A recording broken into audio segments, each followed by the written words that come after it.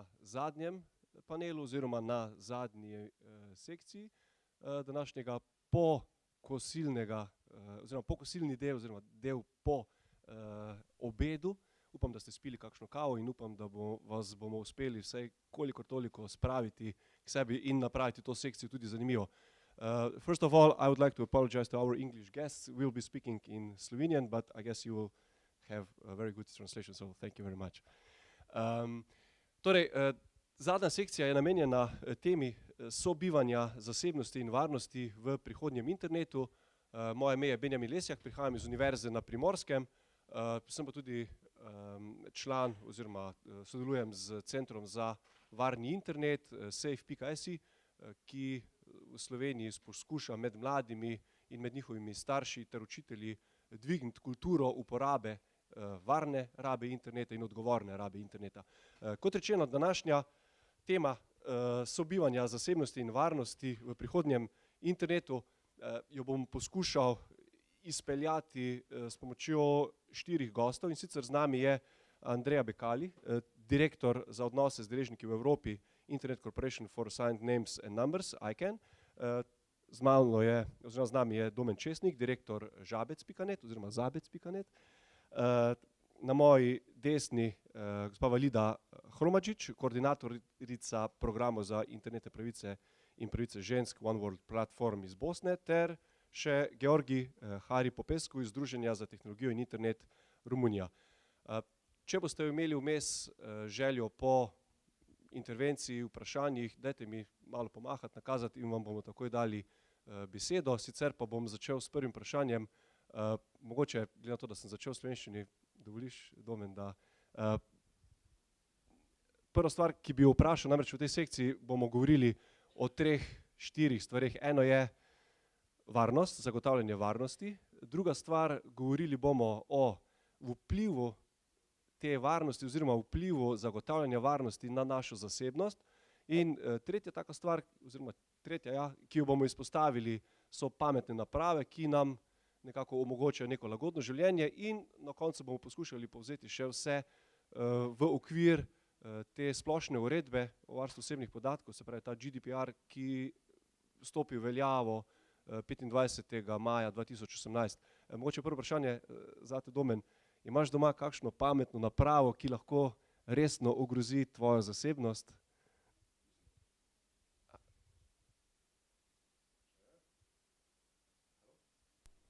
Ok. Mislim, vsak od nas jo ima.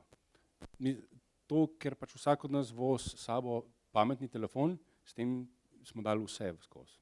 Sicer doma imam pametni termostat, tako smo se že prej pogovarjali, sem se dolg časa ukvarjal s tem, ker pač želim iz posle prižigati ogretje in hlajenje, ampak sem se dolg časa ukvarjal s tem, a narediti to sam, a kupiti nekaj poceni pa sam se šlaufati, ampak konec koncev sem si v bistvu umislil enega znanega proizvajalca, za katerega vem, kdo je, vem, da posodablja napravo, ker sem tudi preveril samo od sebe, ker toliko sem, in točno vem, koga poiskati, če bo kaj narobe. Sem se pač zelo sam sabo ukvarjal s to mislijo, Raspberry je pa, kako si ti rekel, da ga imaš, ampak sam nimam toliko časa, da bi to redno posodabljal, zato mi je ta rešitev nekoga preverjenega veliko boljša. Ok, hvala.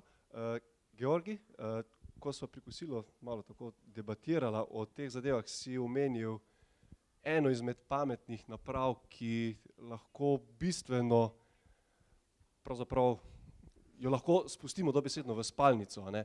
In v koliki meri lahko pričakujemo, da bo porast takih naprav, ne govorimo o pametnih telefonih, pač pa o čisto navadnih napravah, ki so dejansko priključene na internet, kot so hladilniki, ne vem, klimatske naprave, za ogrevanje naprave. Si omenil, da ima še neko, oziroma eno zgodbo si mi omenil, ki obstaja v zvezi z eno izmed naprav. Če lahko mogoče malo podeliš. Well, actually, I thought you wanted to start with the smartwatch, but you wanted to be brutal.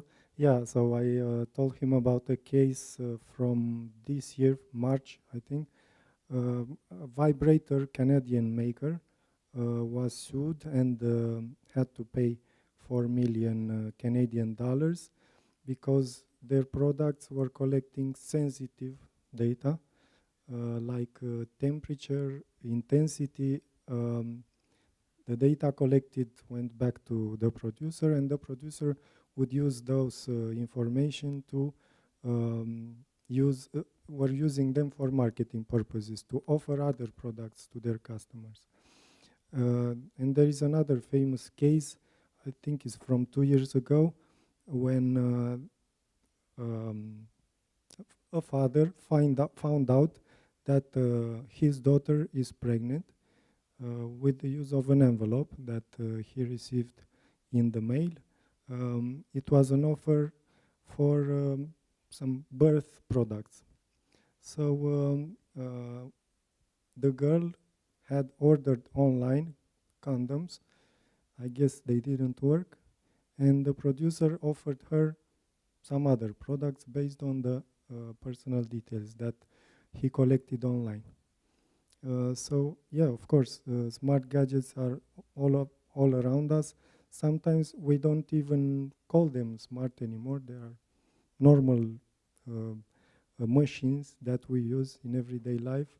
Even the coffee maker can be smart, but we don't think about it as being smart. But it may be connected to wireless. Amazon Echo is a smart device, but it's just a small box that sits in a room and listens to all the conversations. About safety, I was thinking, because we are the last ones today, we listen to everybody, and I took some notes, and I will tell you some examples, especially from Romania. But about safety, people in Romania, when doing online shopping, they like to research a lot. I don't know if it's because they are educated to think about safety regarding gadgets, but it's because they have a limited budget and they want to use it as for the best in the best possible way. So safety for smart gadgets wasn't regulated until recently. Internet of Things wasn't an issue when talking about privacy until recently, but more and more things that we use around, I guess, will be regulated in the future. Hvala. Andrea,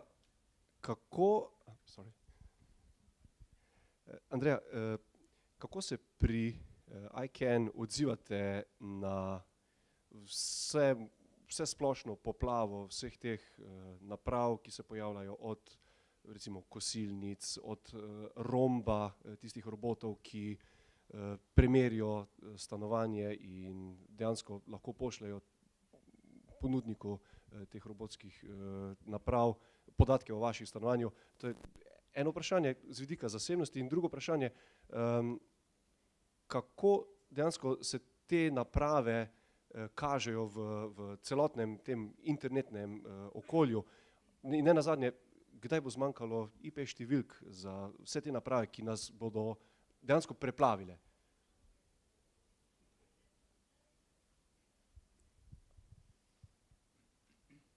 Thank you, and apologies for not being able to go very far with my non-existent Slovenian, but I can pick up some words here and there, but I won't try. So you put some very interesting questions, and also the comments that you made made me think a lot.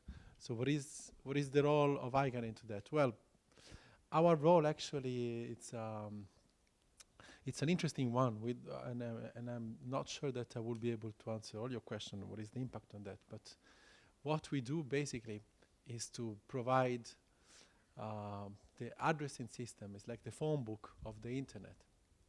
And the phone book, in this case, works for us, for human, because when we want to go to a website, we go there and we need to be able to type a URL, and then the machine will turn this URL into an IP address.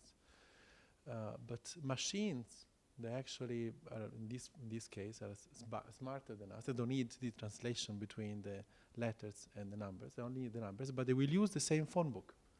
So for ICANN, machines and humans, they have no much difference. Now, the question that you pointed out is what will happen with this explosion of machines that will be using this system. And one case that came to my mind was a case of few months ago of attack, denial of service attack perpetrated through Internet of Things devices to the DNS, so to this addressing system. And you may have heard about it. It was called Mirai. And there was an attack done by hacking a very low or non-existent security features that baby cameras that you could buy for a few dollars, $20, $30 online on shops. And those are cameras that if you have a newborn, you'll put it on the bed and you keep always an eye on your baby. You can check on your mobile phone if the baby starts crying, maybe it will alert you. So someone found out that these devices had almost no security, and they could hack the firmware, so this piece of software that is embedded into the machine, and use those machines to basically relay denial of service attacks. And they were so successful that big part of the eastern coast of the US went actually down, and big services weren't available. Twitter was down for many hours.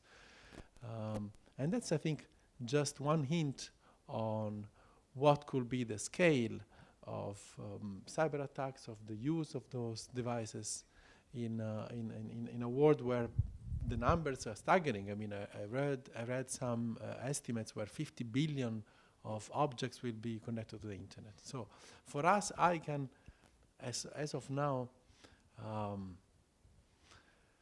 there is not much difference. Maybe there is one difference, but it's only as of now because those devices, they don't make policies in ICANN. They're only devices. I wouldn't see an ICANN meeting where a fridge and a baby camera will come there and say, look, I think we need to wait and see what artificial intelligence will do in a few years, and maybe we'll have to have a constituency of those. But what we do, that's very important, that it's clear here, is that we only manage this simple but yet essential addressing system. And the last point that you mentioned is the IP addresses, IPv4 addresses and IPv6 addresses. This is an issue that actually indeed has a relevance, and because those, just to be very, very short and very superficial in that, but every time that you connect to the internet, your device needs an IP number because it needs to be identified to that. And the version of IP numbers that we commonly use now run out. Physically, it's a limited number that you cannot have anymore. So the risk is that you won't be able to connect new devices to the internet. There is a new protocol called IP version 6, which allows a way larger numbers, and so it's not infinite. There is no such a thing as an infinite number, you will teach me, but it goes in very large numbers. But this is a voluntary adoption, and if not everybody passes to that, you see something that we wouldn't expect, but it's happening. You see secondary market of IPv4 addresses. So there are companies that are buying IPv addresses and they're reselling them because there is a shortage. So that's just, thank you. Thank you. Benjamin, sorry, I just wanted to relay something to Andrea's note about hacking. There are instances that hacking is not needed. There is an instance, I know, of a HTTP server that bolts on these devices that has burned in admin username and password. That's the, how do you say, the way how the security is thought about. They don't think about that. That's the problem with those current IoT devices that are coming now, that security is not an issue. I totally agree on that. Mogoče samo preden, da nadaljujem z vprašanje, ker imamo še eno gostjo. Takoj, kot ste rekli, oziroma kot smo opazili, ko smo začeli govoriti o IoT napravah in o uporabnikih oziroma napakah glede varnosti, trčimo ob uporabnike in izobraževanje uporabnikov. Mogoče, Valinda, na kak način, recimo vi pri vaši non-governmental organizaciji poskušate izobraževati uporabnike glede neke pametne, odgovorne rabe, kar se tiče uporabe teh naprav? Imaš mogoče kakšne izkušnje z tega področja? Before all, thank you for inviting me. We as organization are dealing with end users. So they usually think the Internet of Things is such a cool thing. And everybody wants to have everything that's new. Even it's a smartwatch, smart TV, whatever. When they come to our trainings, they usually assume we do assessment.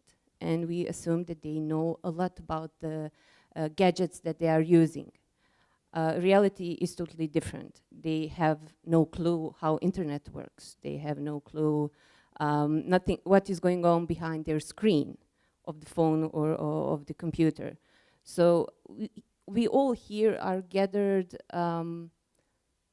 with a common theme. We know the internet governance is our core business, but that's the handful of people, and put it in the context of the country, the whole country. End users are not aware of the risks that they are facing each time that they are online. Very often you will hear people saying, "Oh, I should do my banking over in the coffee shop." And when I say, "No, you are not going to do that," they say, "Oh, you are too paranoid." So basically we're dealing with changing the behavior, which is the difficult part of our work. We can give them tools, we can give them tricks, we can give them variety of manuals, but at the end it's up to the users, are they going to adopt it or accept it?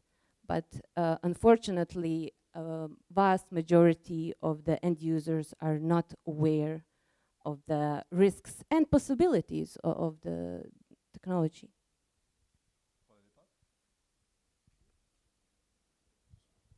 Hvala lepa. Imamo eno vprašanje iz občinstva. Okay, Jan Žorž again. Does it work? Yes. I will switch to English because majority of the panel is English, and I would like to have a direct discussion, not translated discussion. Let me show you. Let me share with you my story, personal story. Now I'm building a house, right? And I'm looking for all these smart devices to put in my new house. And I wanted to buy a smart lock for the front door, right? It's very smart. And then you have this smart doorbell that is connected to the lock, and then you have this camera instead of this thing when you look through. And then your mother comes and wants to water the flowers, and then she rings, and you are in Japan, and you see your mother, and you can unlock remotely your door, and all is fine, everybody's happy. And then I'm reading through the frequently asked questions about this lock, and it says, in case that you lose the doorknob, the Bluetooth knob, or your phone with the certificate and application is without battery, find another phone, call this number, and our people, wherever they are, will be more than happy to unlock your house for you. Ouch. Ouch. All the alarms went on. Red lights, flags, everything. And then I started thinking, so like, wow, does this mean that this would be the same as if I build my house, put in the normal lock, put the key in the envelope, and send it to the random person around the world? Just have my lock, just have my key, please. Here is my key. So the problem of the privacy and the security is not just on each device how secure it is, or if it encrypts, or if it has admin username password on it. It's also where it is controlled from. Is the control, are you keeping the control under your control in your house, or do you let these devices to be controlled from the cloud, from somewhere, where you have no idea what's going on? So what if a hacker breaks into this cloud and unlocks 10,000 doors around the world? Would this be a wake-up call? Would it? Zanimivo izvajanje, zagotovo. Tukaj se pa pojavlja še en drug vidik. Namreč, ko govorimo o pametnih stvarih, jih običajno kupimo od nekih ponudnikov, od nekega zasebnega sektorja. Takoj, ko pa vključimo zraven še državo, ki si pa seveda tudi želi pogledati, kaj se z nami dogaja, stvari postanejo zelo resne.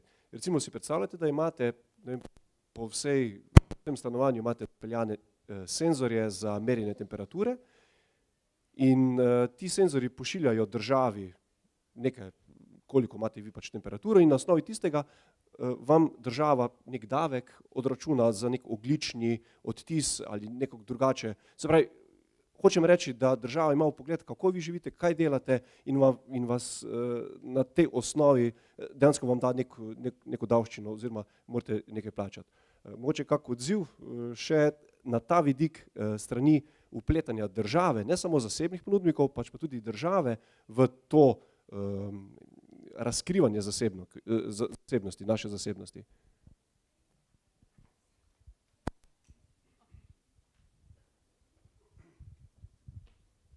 Yeah, thank you. Frédéric, donc.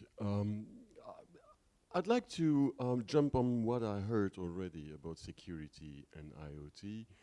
And you mentioned regulation. And, well, I believe we should be careful on what we're asking for. The community is extremely divided about the fact on whether we should or not regulate some aspect of the Internet of Things. You know that someone like Bruce Schneier, if you're interested to know more, please check his name, is one of the promoters of hard regulation on the Internet of Things. But again, we should pay attention to this, because one of the caveats that I have, and I'd like to hear you guys about that, is we should not rush on the top of the iceberg, which is the device itself. We're talking about billions of devices. Does it mean that we should regulate billions of devices from the simple chips to your computer? But also, when we talk about Internet of Things, we should not forget that this is an ecosystem.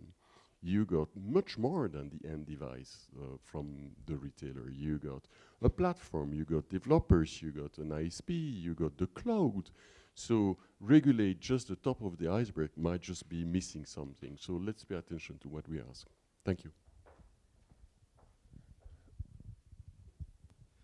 Well, I'm not a promoter of harsh regulation or extra regulation, but I just pointed out a thing that that shows us that the world is constantly changing and gadgets are of all kinds and they do things that we did with our hands or other parts of the body, as I mentioned the case before.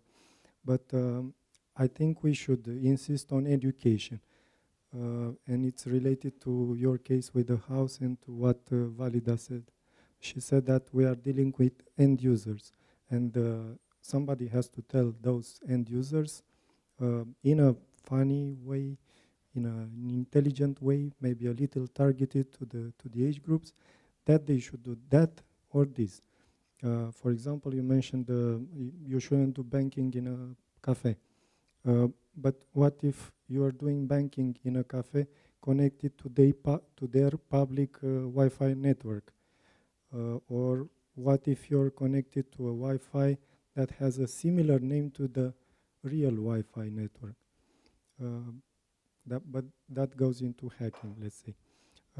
What about telling people they should cover their webcam with a little sticker? Because nobody knew that they can be controlled remotely, even if we don't have an active application that uses it. And I promised you some examples. And I'm coming back to the association. We started I started working more actively a few months ago, and we saw that we had a problem. Everybody thought that what we do is cool and that the association itself is cool, but nobody knew in detail what we do and why was the association interested in this field. So we thought about creating some campaigns targeted to age groups to show them what they can do with simple tools, doesn't take too much time and so on. So we started several campaigns. One of them is We called it APT privacy tricks, and maybe I can show the example now or with the webcam cover, and you'll see what I'm talking about. It's not translated in English yet, but I think you'll get the picture.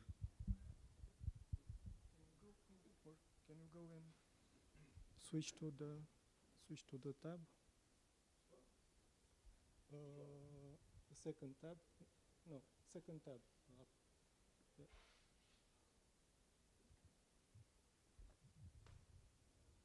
Yeah.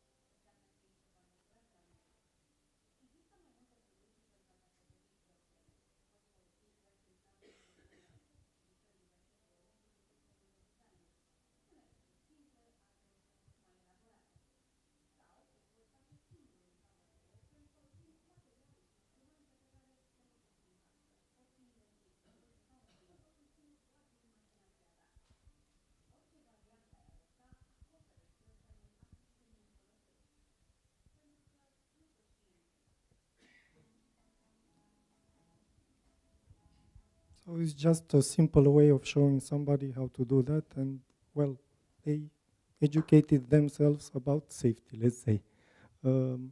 We used some simple tools. We didn't pay too much. It's just some time that you have to invest. Hvala, thank you. Jaz imam v mislih predvsem to problematiko, ko smo vedno prisiljeni v izbiro med dvema konceptoma. Eno je lagodnost uporabe in vsesplošna uporabnost, in na drugi strani nimamo nikjer zagotovila, da bo varovana naša zasebnost, oziroma da se zasebnost z vidikom nekega zagotavljanja varnosti, da se očitno prezre. Tukaj mogoče, če imate kakšno izkušnjo z tega področja, moji sogovorniki? Jaz imam malo več izkušenj z končnimi uporabniki in točno vem primer Jana, zakaj se to dogaja. Ker mi imamo stroga pravila, kar se tiče menjave podatkov, accessa pa tega. Ampak ne moreš si misliti, kolikrat pridemo mi v trg za frustriranimi uporabniki, zakaj moram pa jaz to sta pravega maila poslati, zakaj moram jaz to sta pravega telefona, ali pa se mi naročil, da to naredim, ali pa se jaz sem direktor tega podjetja. In veš, kakšne probleme imamo mi in pojasniti, ne, lej, oprosti, lahko si direktor, lahko si predsednik, lahko si karkoli. Nam se morajo podatki za avtorizacijo ujemati, drugače ne bo nič. Ampak, če hočeš ti biti, verjetno si ti kupil smart lock od startupa, če hoče biti startup cool, se mora prilagoditi končnim uporabnikom. Končni uporabniki so tisti, ki dajo denar. In pač tukaj je v bistvu tendenca med securityjem ali pa conveniencem za stranke. In ponavadi žal zmagajo stranke, ker stranke imajo denar. No, sej, vem, da ti nisi kupil, ampak večina ljudi ga je. Zakaj? Ker je cool. Ker pač, zgubim, v redu, pridem malo na balizgan domov, pokličem, me bojo že sprostili noter. Ker je to njim, dokler se jim ne bo nekaj zgodil, je to njim super in je to njim prioriteta. Ko pa bo prišlo do hudega incidenta, bojo vsi planili po proizvajalcu, proizvajalec bo klecno, ampak bo prišel naslednji naprej. Z isto tehnologijo, z istim pristopom. Ja, klej pa regulacija. To je trenutno edina stvar, ki je lahko ustavi, ker ljudje ne bojo, z denarnico bojo še vedno zglasovali ta enostavnejša rešitev. Lahko mogoče jaz interveniram? Samo imam direktno.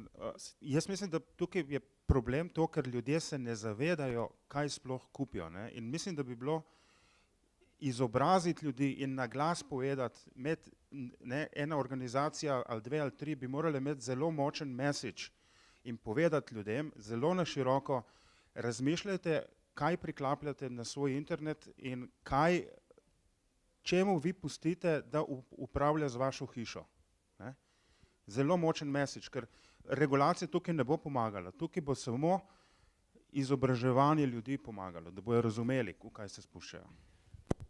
Mogoče en medklic, namreč, kot si prej omenil, Jan, ko bojo pa 10.000 ali pa 100.000 ključavnic naenkrat odprli, potem se bo pa zganil tudi regulator. Oziroma, v primeru recimo množične obdelave osebnih podatkov strani par korporacij oziroma par družabnih omrežij, se je Evropska komisija oziroma Evropska unija se je zganila.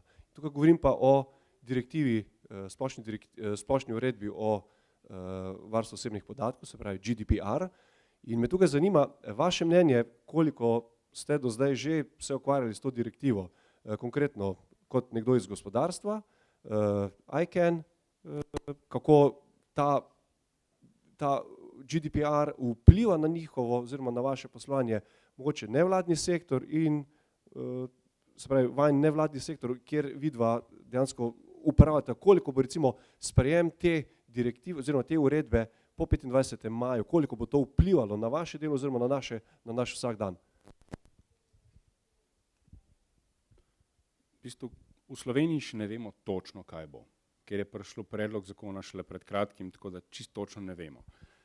Je pa moje mnenje tako, Slovenci imamo že dokaj restriktivno zakonodajo in se bomo mogli malo prilagoditi, malo se bo spremenil ker se to govori o GDPR-u, se bo malo spremenil v glavi ljudi, ampak večina small businessa bo to še vedno ignorirala. Tak je moj občutek, glede na to, kako se pogovarjam z uporabniki, pa s tem, da se bo to kar konkretno ignoriralo večino določil, ker pač ne bo.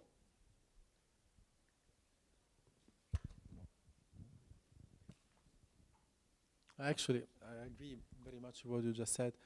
I'm not an expert on regulation, and that's a topic that it fascinates me. But at the same time, I was thinking, my father is a very well-educated person, but he used to drive a Fiat 500 with no airbag and no seat belts. And you know, at one point, you need regulation that imposes to producers to put, and that's why when you now go and buy a car, you look if it has 4, 3, or 5 stars of NCAP, and it's a very safe car, or if it's a Chinese car. That, you know, it's an interesting balance here to strike here. But I think we left together, and what I heard is that the European Commission is actually, there is a, I think it's called IoT coalition, where they are trying to get a form of self-adoption regulation, where you have best practices and standards that come from the bottom up, which I think it's an interesting approach. On the GDPR case and on how privacy and data protection are actually defining very much this era of the internet evolution, I totally agree. Actually, I'm thinking that what we saw 20, 25 years ago happening with the whole climate change, but suddenly we started seeing sustainable development becoming a major topic, where you start seeing campaigns on fighting against greenhouse gases, and then you get logos of, you know, biological products and organic. I think we are seeing something like that with personal data and privacy, and it is becoming a topic that for those that have been doing internet discussion and the internet governance. We've been speaking about those things for long, but it felt like we were alone with that. And now, early this morning, we heard about the Snowden revelation, and I think even there, we weren't in the same stage. I was reading that after the Snowden revelation, many people started using less of Facebook, not dropping out of Facebook, but not that much. You know, they went back right after, and maybe the new generation will have a different approach on that, but definitely the regulation that is coming from the European Union, the GDPR, will give a substantial push on the global awareness, because it really goes across the scope. It doesn't go only for the big internet service providers, but it also touches upon the public administration. It touches upon the small and medium enterprises. It touches upon every one of us that has a blog and host and those blog information about his friends, and it's a public blog. We are seeing how the internet touches on all aspects of our lives, but yet we are not having the respect and enforcement of principles that we have for real life on the cyberspace. And even if it's becoming even hard to define what is the cyberspace when you have a mobile phone which is 24/7 connected anyway.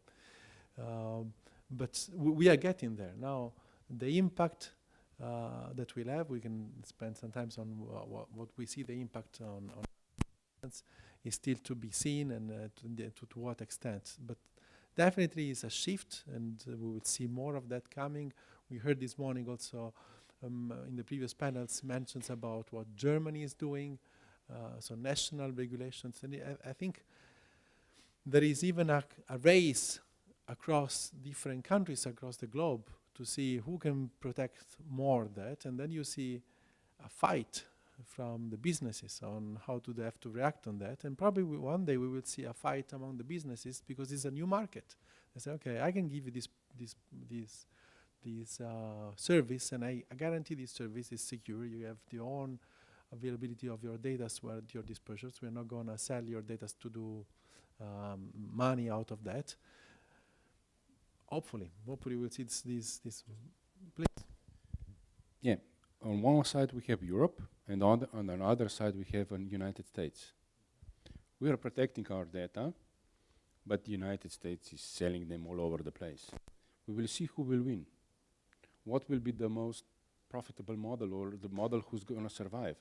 I believe the EU has a better, it's a better one, but at the end the money will talk. Mogoče še poslušajmo perspektivo, kako na GDPR, ki je dejansko produkt EU, gledajo izven EU. Mogoče Valida, kakšno mnenje?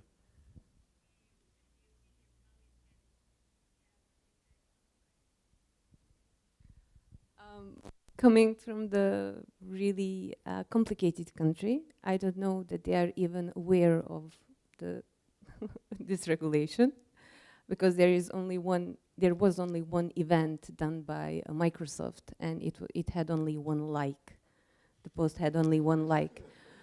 So I'm not sure how it's going to work in Bosnia, but definitely something that at least civil society organizations will have to do to raise awareness about this, because it's about the users. It's about taking back control to users.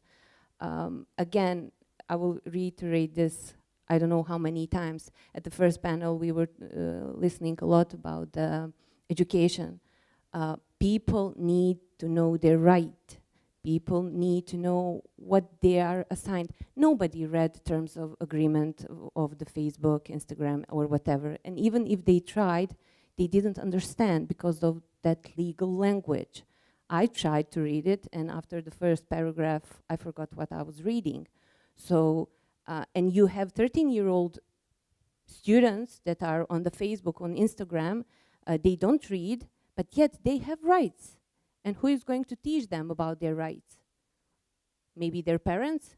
I don't think so, because usually children know more than their parents. Usually parents say, I send them to school, so school will deal with that. And then school say, no, they're only here for 5 hours, you are supposed to deal with that. So it's a vicious circle. Nobody knows who is responsible for education of those kids. And then we all think that when we grow up, we know much more. Wrong. With so many trainings and participants that we had, sadly, teenage children knew more about the security and the privacy than the adults. So I believe my country will be affected. And I think civil society will need to point that out. Guys, you need to collect yourself and start dealing, because you will collect the information from the citizens of the European Union, and now how you are going to deal with that. Yeah, I can tell you that in Romania people are starting to speak about GDPR, but it's also a good market. There are already consultancy agencies that offer courses in GDPR. There are already specialists in GDPR that can be hired. So there is already a pool of data protection officers that will be compulsory depending on the size of the company and so on. So it's a good market. We don't know many things about GDPR. I'm not a specialist in regulation either, but I know that it will be, as usual, more difficult for small and medium companies to deal with that. It will be very easy for big companies who have a budget already allocated to GDPR, to courses, to training, to write long terms and conditions, because the terms and conditions now will be even longer, and so on. But everybody will be affected, yes, even a small blogger from a small country in the EU, even an NGO, everybody who will be collecting private data. And coming back a little to the previous issue, you said, I didn't write it down, but you said that sometimes we offer too much personal data when we want to use a service or a gadget. Because, for example, does a camera really need to know, well, yeah, from a certain point of view, the camera needs to know where I am so that it can tag my location, upload it automatically on Facebook, on Google Photos, and so on. But there are small applications that already need to know about me anything, just to offer me a small thing like, I don't know, an alarm, for example. Do you need, does the alarm needs to know where you are? Yeah, you will say yes, because it will change to the time zone where you are. So your usual alarm at 7 o'clock will update to the 7 o'clock of the other location. And I think it's time for another example from another campaign that the association did last year. It's a series of 10 videos, and Valida likes them and uses them. They are in Romanian and English, but translated with hard subtitles, let's say. I mean, they are adapted. You will see what I mean. It's not subtitles. All the content is translated into English. It's a series of animation. I think we can...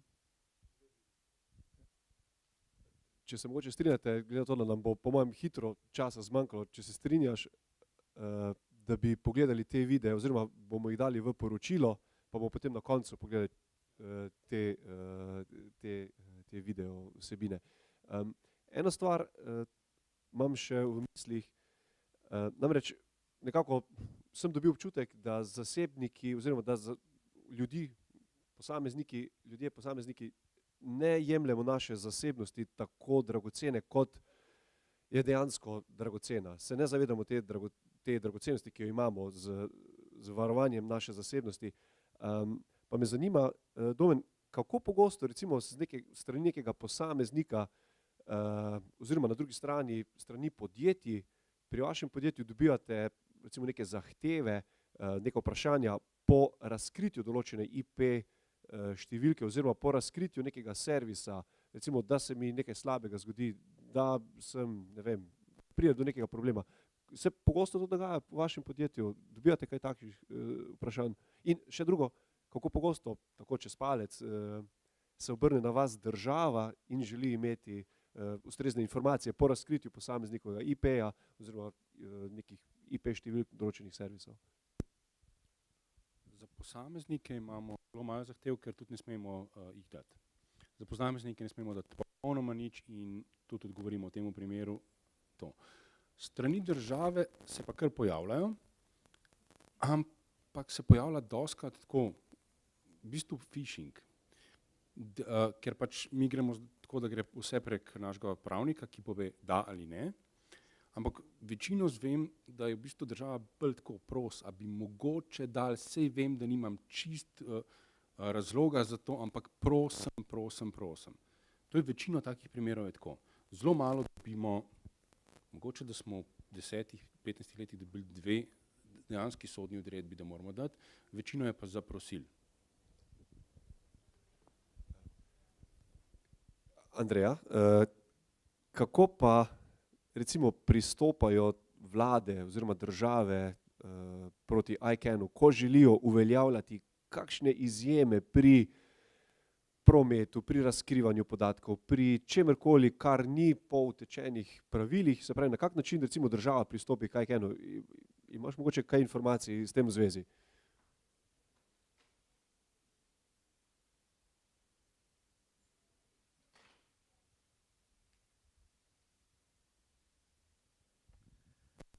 Always the easy question. Thank you. So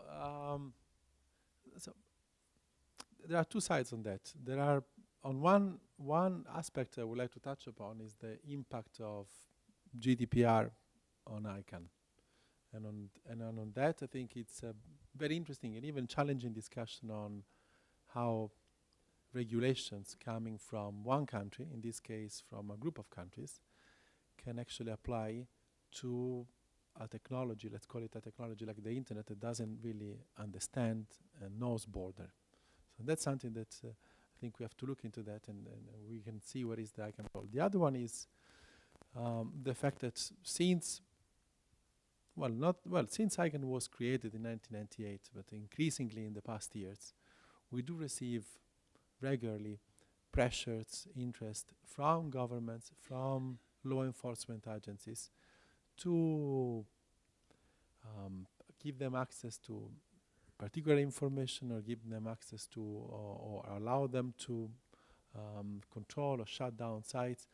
And that flags a very interesting part, is that often, not always, but often, governments, very important countries, they have little to no understanding of how the internet works, and come to ICANN with the conviction that somehow we can have the control of kind of a kill switch and say, look, they come to us. I've actually assisted to meetings where ministers of very large countries will come to the boss of ICANN and said, look, this is a list of websites that promotes information against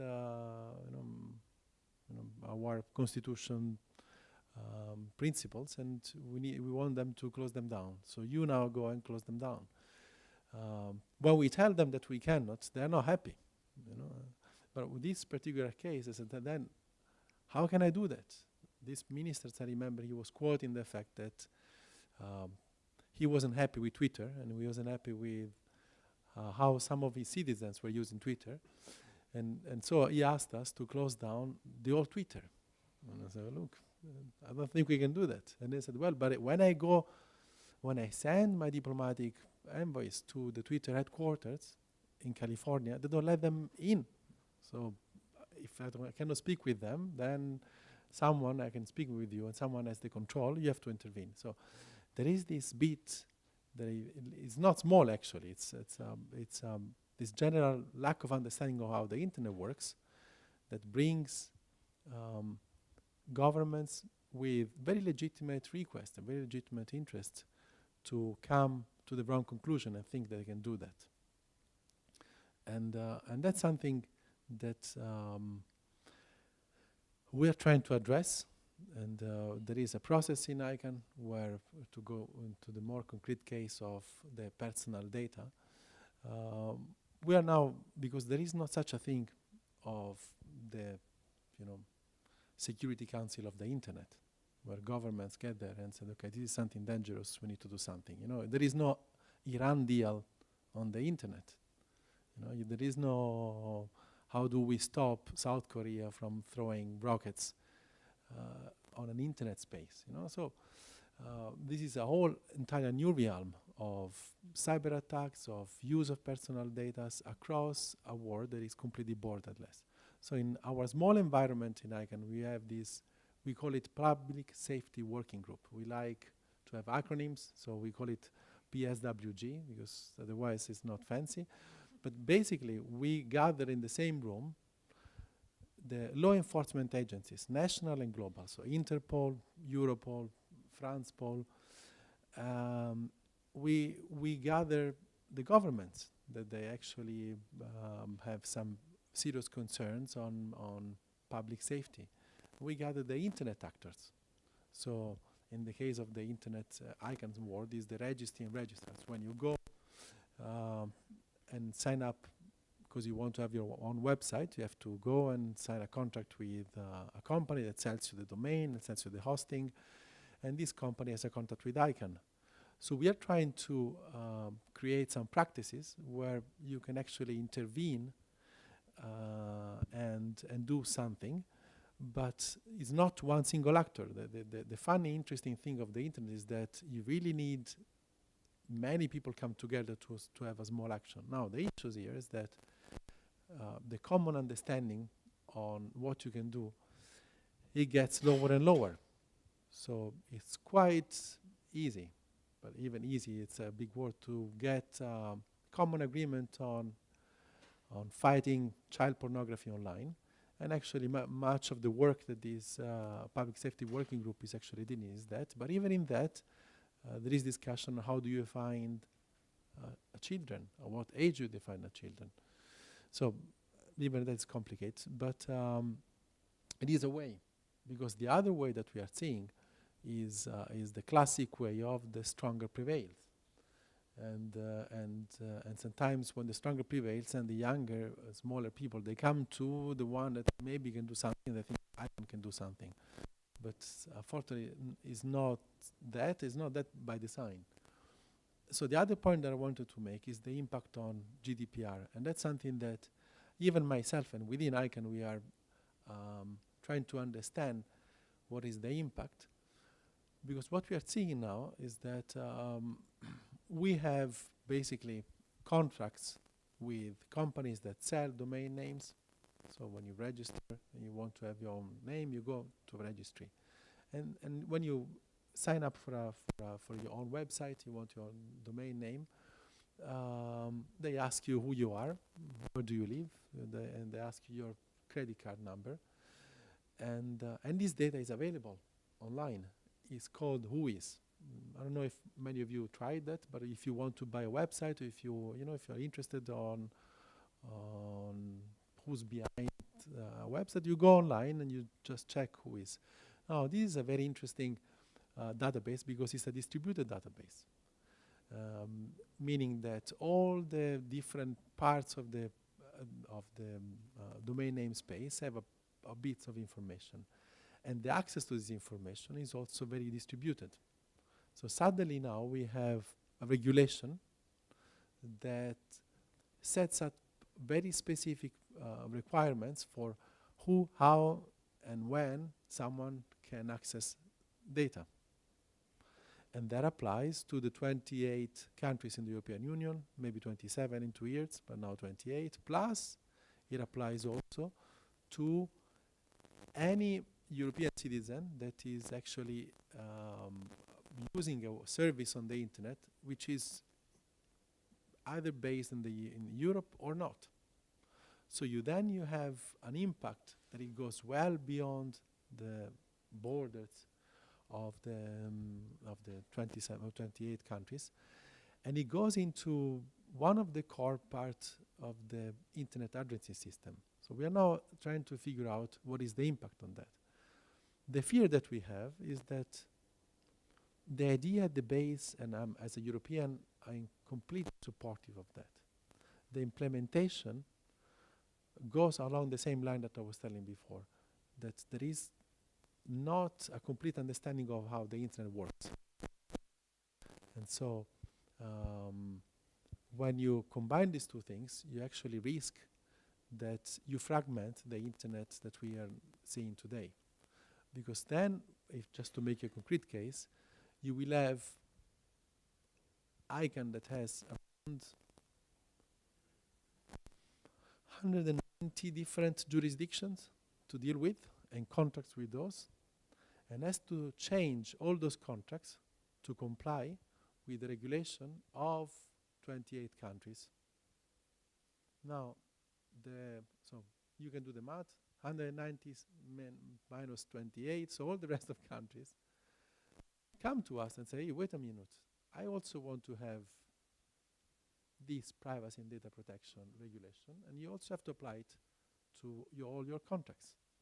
And maybe this country doesn't come from the same human rights-based point of view of the European Charter of Human Rights, but comes from the point of view that you need to what your citizens say because you fear that their criticism can be dangerous for your own safety, own government.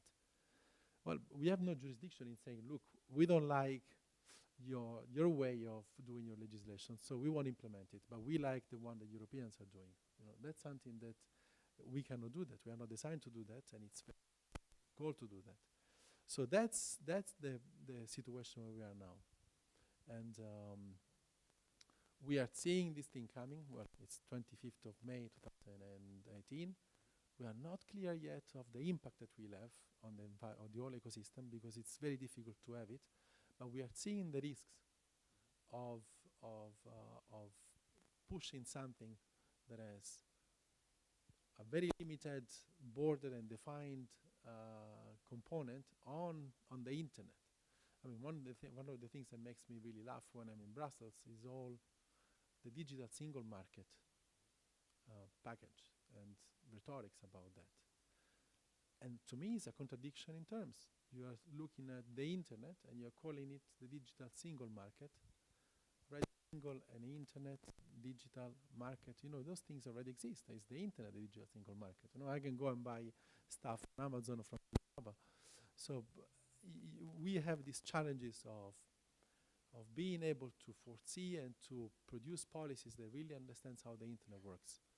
And if we don't close this gap, we risk big times. And I think we will see the same in the previous discussion we had with Internet of Things and we had with regulation and we have with standards. We go down to the same problem or issue here, or challenge by that saying, of having to deal with a technology that really has nothing to do or resembles with any other technology for communication that we lived so far. But we produce and push legislation on that as if this internet was, you know, the old school copper telephone line or the railway network. And, you know, and it stops here. That's my railway network, that's Slovenia, and then there is, you know, that's it. So that's just a few considerations to make things even easier. Yeah, Andrea, but coming from a small country like Slovenia, we have a lot of issues that a lot of services are not available to us. So for us, the single digital market directive is a good thing. Let's say we don't get Spotify. We don't have it. Most of the people that live abroad have it. We don't, because we're a too small market. That's, as EU goes, this is for as small nations, it's a good thing. For you as Italian, as a huge nation, it doesn't bother you because you have everything, because it makes sense. As I said before, money talks. It's a lot of money to be made in Italy. In Slovenia, those small numbers are not important. Še en vidik bi izpostavil, namreč kot država želi regulirati posamezno področje. Predvsem se zatakne takrat, ko želi država spremeniti kakšno zakonodajo, ki se nanaša na represijo, se pravi razni policijski zakoni, kazensko, procesno zakonodajo in tako naprej. Me zanima vaše mnenje, ker običajno v tistih trenutkih da država si želi malo više represije oziroma više stopnje represije. Na drugi strani imamo pa nas, gospodarstvo, civilno družbo, ostale deležnike v tem procesu.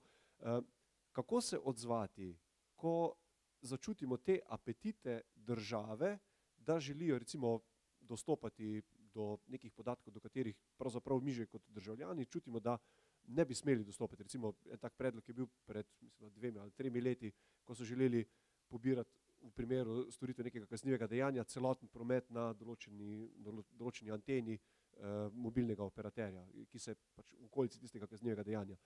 To bi bila resen vdor v zasebnost posameznikov. Torej, kako naj se odzovejo posamezniki, kako naj se odzovejo nevladne organizacije, kako se odzove gospodarstvo na take, če lahko rečem, manipulacije oziroma take poskuse vdora v zasebnost z namenom upravičevanja varnosti, zagotavljanja reda, zakonitosti in tako naprej.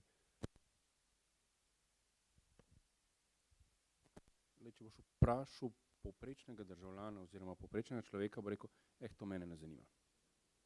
To je v bistvu root of all evil. Pač, this does not concern me. To je to, se zaključi, dokler ne bo njega zadeval, takrat bo pa začel cviliti.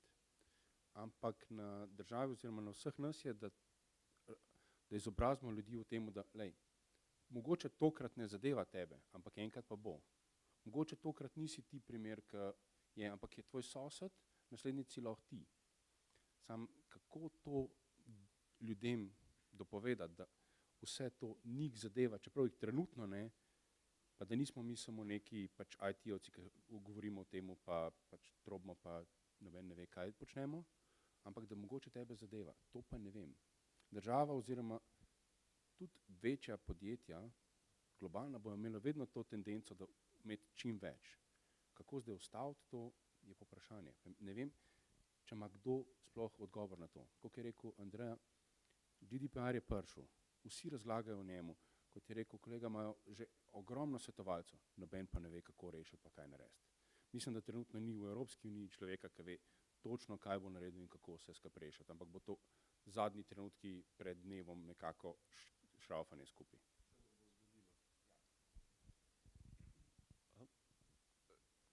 Imamo vprašanje občinstva? Bolj komentar. Kako to preprečiti? Najbrž se vsi spomnimo, kako je policija hotela uzakoniti to, da bi inštalirali razne tiste worme oziroma te špijonske programe, ki bi nekim ljudem, ki so osumljeni nekega kaznivega dejanja, pred enkripcijo pobirali prometne in s tem so ogrozili kompletno njihovo in še od kogarkoli drugega, zasebnost, da bi, jaz sem jih vprašal, kaj pa, ko bodo protivirusni programi to začeli zaznavati, pa so rekli, saj bomo itak disablali antivirusne programe. Potem, kako smo se uprli kot community? Prišli smo skupaj, začeli smo se o tem pogovarjati, policiji države smo povedali, da je to nek zelo nesorazmeren ukrep, ki celo tehnično ne gre skozi, ker nimamo verified toolchaina, nimamo orodij, s katerim bi sploh neke take špijonske zadeve na primernem nivoju naredili, da bi bile sploh veljavne. Začeli smo se o tem javno pogovarjati. Tako smo se uprli. Naslednji primer je bil, ko so hoteli na ne vem kjerem ministrstvu že zaračunati davek na internet. Kako smo se uprli? Kot community. Recimo v Sinogu, v tehnični skupnosti, smo odprli razpravo na mailing listi, smo sestavili skupaj kako bi rekel, pozicijo, jo podpisali, 130 link, kjer je 130 članov Sinoga, jo poslali na ministrstvo, jo poslali na medije, tudi drugi community so bili tukaj zelo udeleženi, pa Dušan, pa tako naprej. Ampak in smo dobili nazaj dopis od ministrstva, da hvala za vse informacije, po skrbnem pregledu in razmisleku bomo davek na internet črtali iz predloga zakona oziroma iz strategije, karkoli je že bila. Spet, kako smo se temu uprli? Kot skupnost. In glih zaradi tega je pomembno, da imamo tehnično skupnost, da imamo IGF skupnost in da imamo tudi vse ostale skupnosti, ki se ukvarjajo z različnimi področji interneta. In pomembno je, da smo povezani med sabo. Ne vsak zase v svojem kurenku, pa na svojem vrtičku. In da se pogovarjamo. In to sem hotel. Hvala.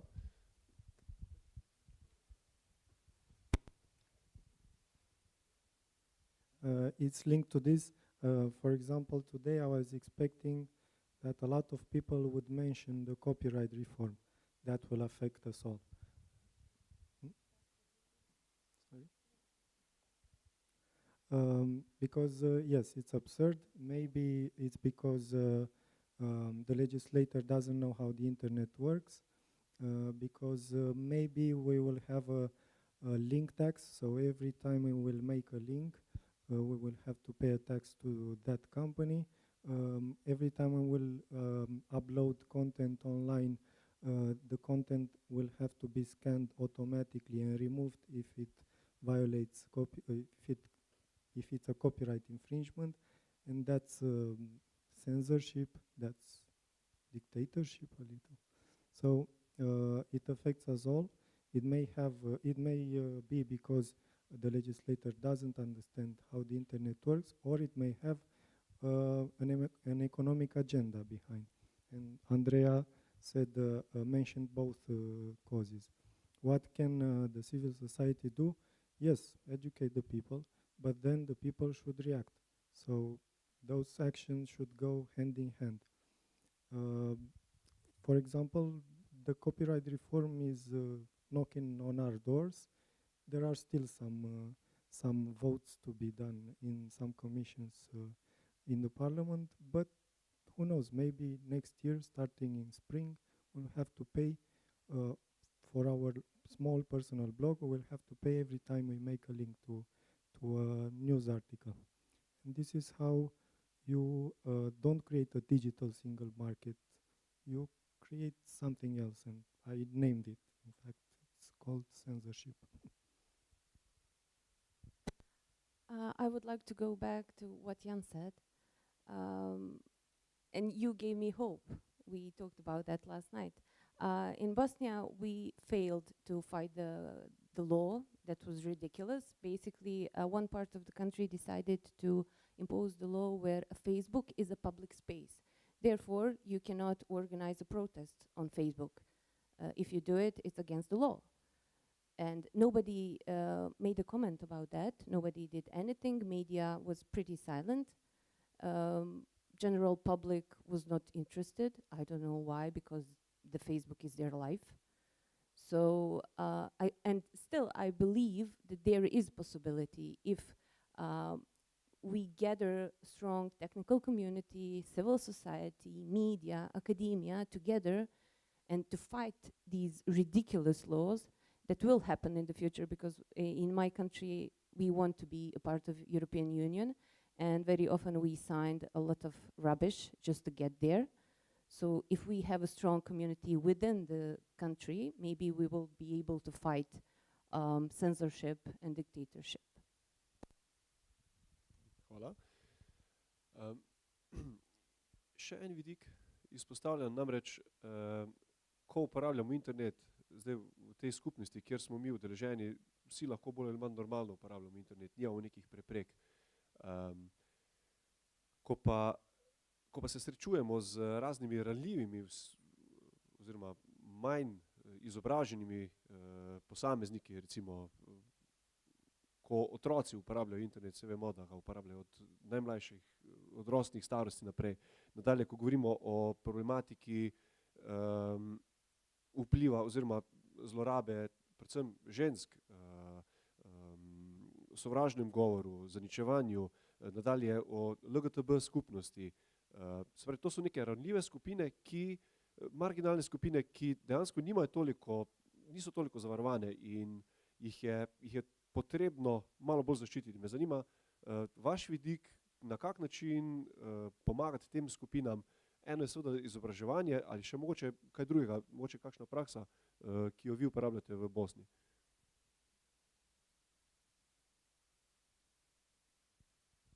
As I mentioned, we are organizations that's fighting online violence against women and girls, and we start educating them since the age of 13. We are part of the IT Girls, an initiative started by UN agencies. And what's striking us is that very often they are not aware that they are in danger. They are not aware that they are facing online violence, online harassment, because it's normal, it's love, it's okay in that age to behave like that. So after our trainings, half of them accept that they have been victims of online violence. And very often when we confront them with the YouTube videos that created a lot of stir in our community, in our country, a lot of them just laughed at it. And many of those girls in the video tried to commit suicide a couple of times. And still those girls were laughing. They just don't understand that's not acceptable. And another issue is, okay, I will go give them a training, and what then? They are left alone. Will they adopt what I said? Will they use the tools that I gave them? Will they change their behavior? I don't know. So we need to change the approach when we educate them. It's not okay and enough just to have one lesson during the year. We have to go there all over again and to see if that's working. And it's not always with the children. In my country, at least, they are protected with the law against the child pornography. But at the moment they are 18, we don't have a law that protect any other person from online violence. Okay, we have cyber law, but again, that's like money fraud and money theft, credit card theft. But when you are facing life threats, when you are a journalist who are facing life threats all over again, there is no law that will protect you. So you are on your own. So who can help them? Yes, we can prevent in a way. We can give them tools. We can teach them how to change behavior. But very often when we talk about female journalists, they self-censorship them. They change their behavior. They stop using their profiles. They stop writing. They have to leave the country. We have so many recent cases in Bosnia that people had to leave the country because they were not able to cope with online violence and harassment. So this is very emerging issue. And right now, I don't know final answer how to deal with that. But at the moment when I find the answer, luckily, the violence will stop and I will be out of the job. Okay, thank you. Moče, glede na to, da imamo še nekje 5 minut, če je kakršnokoli vprašanje, se z veseljem odzovemo. Sicer pa moče za konec še kratka ideja vseh vas. Po vašem mnenju, katera izmed tehnologij bo recimo v prihodnjih 5 letih, po vašem mnenju, in da se bo ta tehnologija napajala iz nekih osebnih podatkov, se pravi na osnovi nekega zasebnosti, katera tehnologija bo najbolj bistveno krojila uporabo interneta oziroma dejansko vsakdanje življenje.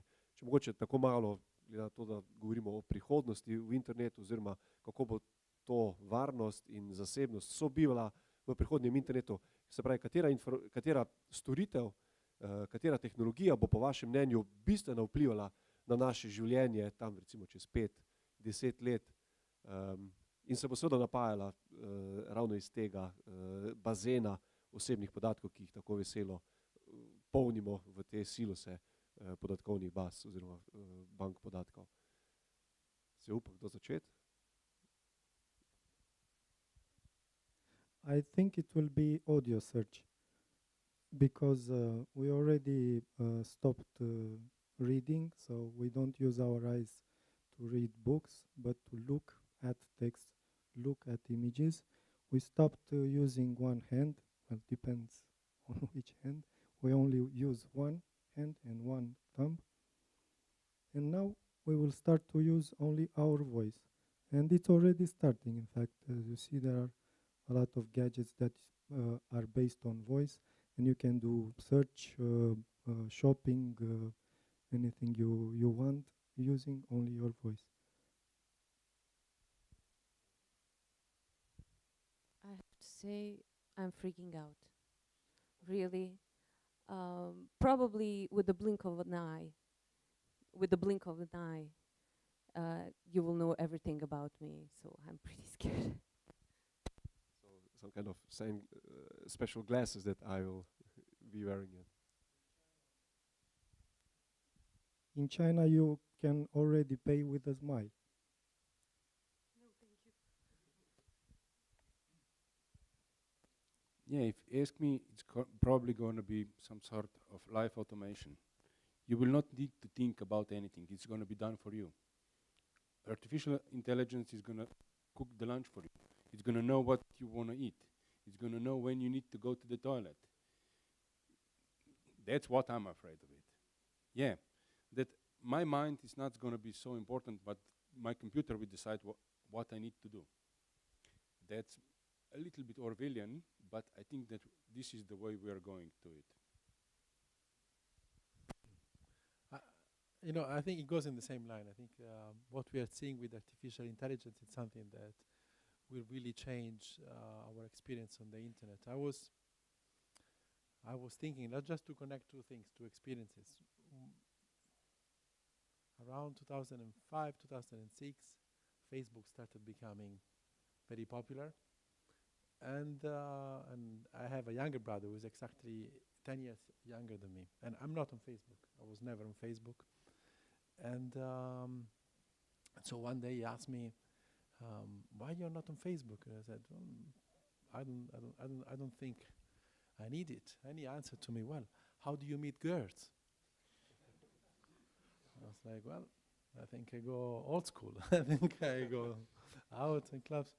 And then just a few months ago, I read a very interesting long article on the New Yorker about these chatbots. And basically these are artificial intelligence machines.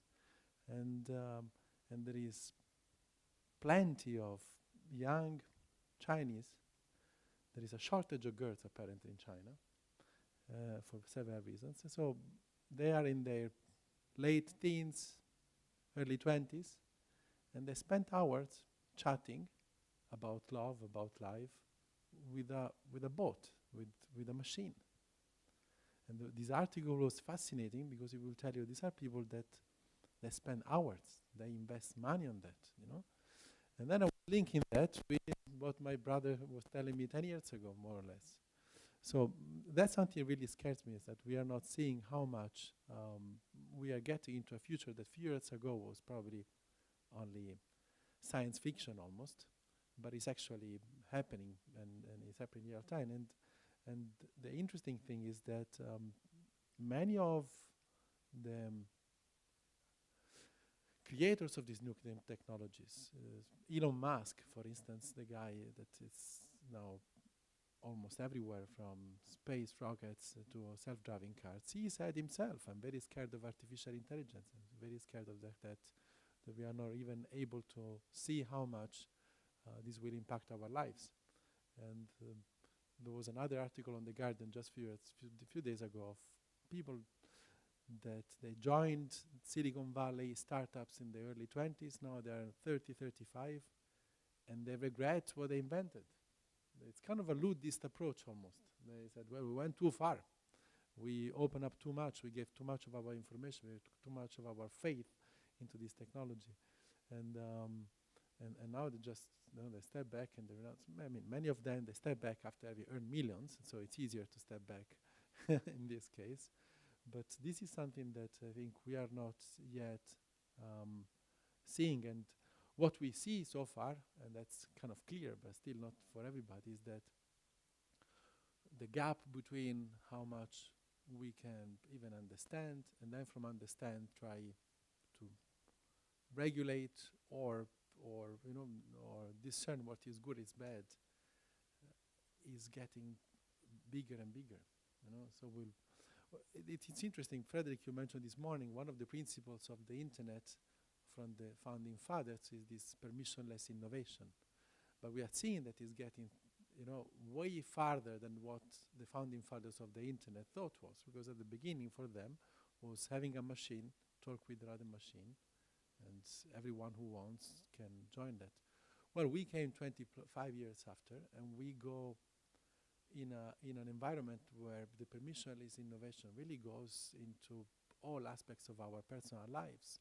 You see now the old fancy thing is called biohacking, and how you can install chips in your body, how can you basically apply the same principles that you apply to hacking a software to how your organism work. And you have people, again, from Silicon Valley, because that's where they look and they like to experiment. They feed themselves with hundreds of pills per day, and they're convinced they can live until 140 years.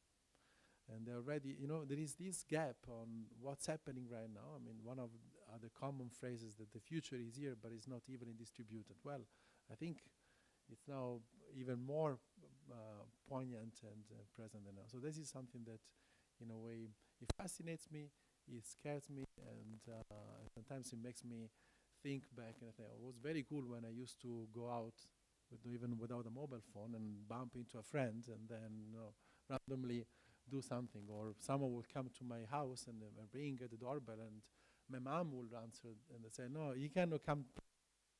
He has to do his homework." These things are not happening anymore. We are losing that.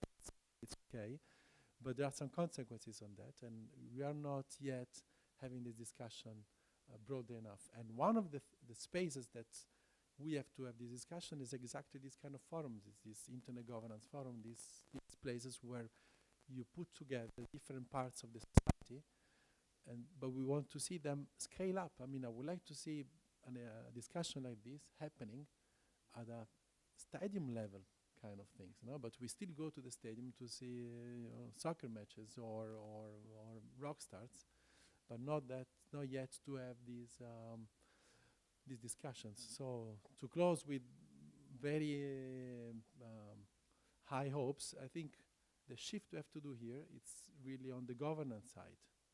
And we will still think that we are users of the internet, and it's fine to be users. And sometimes users becomes customer, but the internet actually enables you to be way more than user and customer. It enables you to be driver, and the technology allows you to do that. We are not taking that yet. And I don't know why, because we are collectively too lazy, we are collectively too taken by our daily lives, and we don't see that far, but we do have an opportunity here to change even the way we govern ourselves. Thanks to the internet, we are not seeing that. We go back into the same issues of, well, we need policies, we need regulation, we need a GDPR, and then we see that these things, they run short even more and more. I conclude here, otherwise I can go till tomorrow. Thank you. Oh, thank you very much. Oh, one comment? Yeah, just a comment. So thank you, Andrea. I believe the principles that you just talk about a few seconds, like permissionless innovation, are here to stay. It's just linked to the openness of the internet. So we have a good news. The internet is open. It means it's open to everybody. We have a bad news. The internet is open. It means it's open to everybody, including the bad guys. So it means that when we talk security, we should not forget another principle, and that is the internet is user-centric, which means that we need to offer users a known way to protect themselves. So this is one of the reasons why we keep repeating in the internet society that we need to promote encryption. That's another way to organize safety for people, and I prefer that someone else, say a government, would come up in the room and say, be safe, I take care of your security. I mean, that's a nightmare, I mean, someone coming in the room and I take care of your security. So yes, you're right, there is a shift in the way we need to address internet issues with always those elements which we call the DNA of the internet, the invariants in mind. We need to find solution in a systemic way.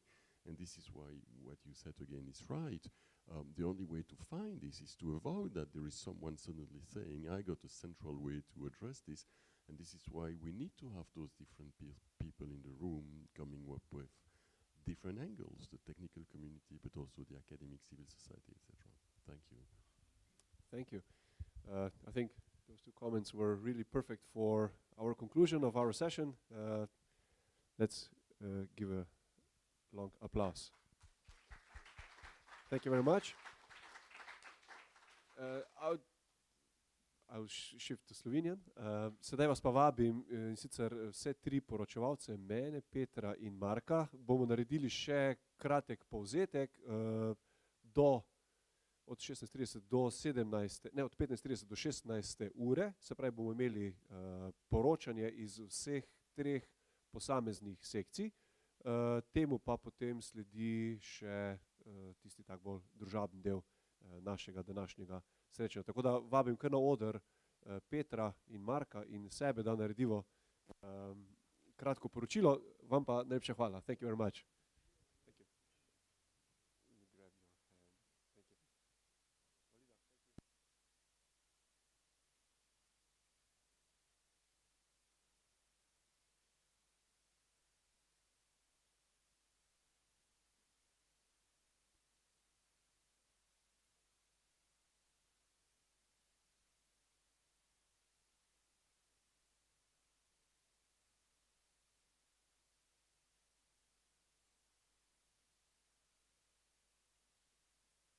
nekoliko postajamo z desetkanje, ampak mislim, da bomo to hitro zaključili.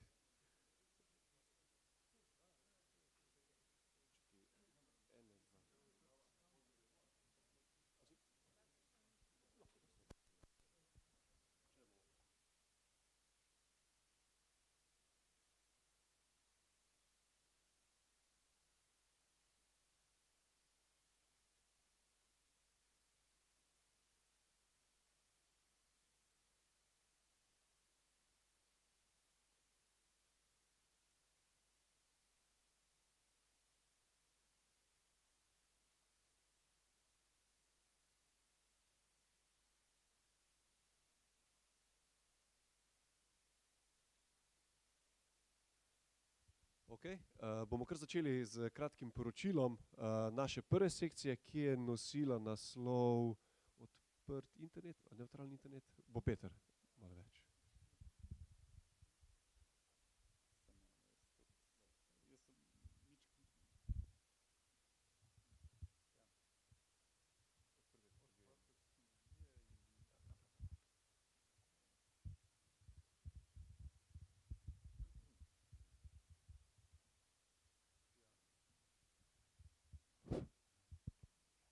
Dela. Prva sekcija je obravnavala odprte tehnologije oziroma in odprt internet. Razpravljavci so v glavnem razpravljali nekako o štirih vidikih tega, o potrebnosti odprtega in vključujočega interneta, ki je nek pogoj za tehnološki in gospodarski napredek, o potrebnemu znanju, o tem, da brez znanja ne bomo imeli več odprte tehnološke platforme ali pa vsej dostopa do ne. Precej so govorili o regulaciji, razpravljali so o tem, ali je regulacija potrebna, a regulacija ne bo nekako zavrla odprtosti interneta, po drugi strani pa tudi izpostavili to, da brez regulacije pa tudi ni mogoče imeti odprtega interneta, in pa tudi na koncu smo razpravljali o varnosti, o zagotavljanju varnosti z namenom, da se ohrani dostop do odprte in vključujoče tehnologije. Na koncu prve sekcije smo o teh temah prebrali izjave, ki so jih udeleženci tudi sprejeli.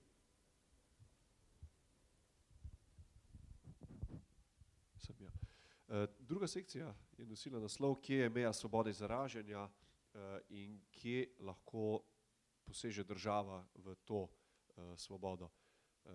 Pomenljivo je bilo začetek, ki ga je začela varuhinja človekovih pravic, ko je izvajala svoj prvi govor, je rekla, da svoboda govora je potrebna, ampak ima svoje omejitve. Mi je bilo všeč, da je na prvo mesto postavila, da je svoboda govora, da je potrebna. To mi je bilo zelo všeč, prvo sporočilo. No, potem pa so v nadaljevanju panelisti izpostavljali predvsem to definicijo sovražnega govora oziroma poskušali postaviti definicijo sovražnega govora, kjer gre za specifičen govor, ki je usmerjen v neko skupino in da so pravzaprav zaradi omejitve neke pravice svobode govora so dopustni predvsem zaradi varstva drugih. Se pravi, ko govorimo o omejitvi svobode govora, je zgolj in zaradi tega, ker gre za varovanja nekih drugih pravic, za varovanje katerih pravic pa gre, to so predvsem varstvo dostojanstva, proti diskriminaciji in druge podobne prvine tega sovražnega govora. Zanimivo je bilo, da so panelisti izpostavili, da je pravzaprav po prijavah, vsaj sodeč po spletni točki oziroma po spletnem očesu točki za anonimno prijavo, sovražnega govora, da je pravzaprav po prijavah sovražnega govora manj, ampak da se pojavlja veliko bolj radikalne oblike tega sovražnega govora. Varuhinja je med drugim opozorila tudi, da ta problem, ko se v plazu nekih negativnih nekih komentarjev tu in tam pojavlja kak pozitiven in pravzaprav čisto izbledi zaradi tako velikega obsega tega negativnega oziroma sovražnega govora, ki se pojavlja predvsem v raznih oblikah komentarja. Kogovškova je izpostavila to spremembo znotraj kazenske zakonodaje v letu 2011, kjer bi po prejšnji zakonodaji marsikatero današnje dejanje bilo obsojeno po kazenski zakonodaji, danes pa več ne, zaradi tega, ker so spremenili in v ali oziroma ali v in zaradi tega se tukaj pojavlja en problem in dejansko se je nekako izoblikovala ideja, da država kot da izstopa iz te igre oziroma iz te vloge nadzorovati, kaj je to sovražni govor, kaj ni sovražni govor. In dejansko strpni do nestrpnosti ne moremo biti. In na tem mestu se je potem izpostavila ta vidik samoregulacije, ki pa pravzaprav pomeni neke vrste privatizacijo uveljavljanja dobesedno nekih ustavnih oziroma nekih človekovih pravic in neke zakonodaje, ki jo je pravzaprav zakonodajalec oziroma neka država predpisala. Se pravi, samoregulacija strani nekih ponudnikov medijev, ponudnikov nekih storitev informacijske družbe. In ravno skozi izvajanje ene izmed udeleženk, ko se vprašanje lažnih novic pričenja izpostavljati pri teh ponudnikih in posredno lahko pričakujemo, da se bo sedaj tudi sovražni govor mogoče kaj podobnega začelo razvijati. In mogoče za konec še edino to, da so bile izpostavljene recimo razni mehanizme. Eden izmed mehanizmov boja proti sovražnemu govoru je recimo kontranaracija. Kogovškova je pa v koncu še recimo omenila, če se država vse bolj umika, lahko prihaja do nevarnih pojavov, ker namreč udeleženci v tem internetnem prostoru nimajo več, kako naj rečem, zgleda oziroma neke palice, kaj se lahko zgodi, ko se pojavi sovražni govor. Mogoče z tega vidika nekaj povzetkov. Tretja sekcija je imela naslov Sobivanje, zasebnosti in varnosti v prihodnem internetu. Zdaj, sama debata je tekla skozi nekaj različnih področij. Sicer najprej smo govorili o internetu stvari, sledil je področje varovanja zasebnosti na internetu in pa General Data Protection Regulation oziroma GDPR. Nadaljevali smo nekako zaščito pred pretiranimi zahtevami države po regulaciji in dostopu do osebnih podatkov.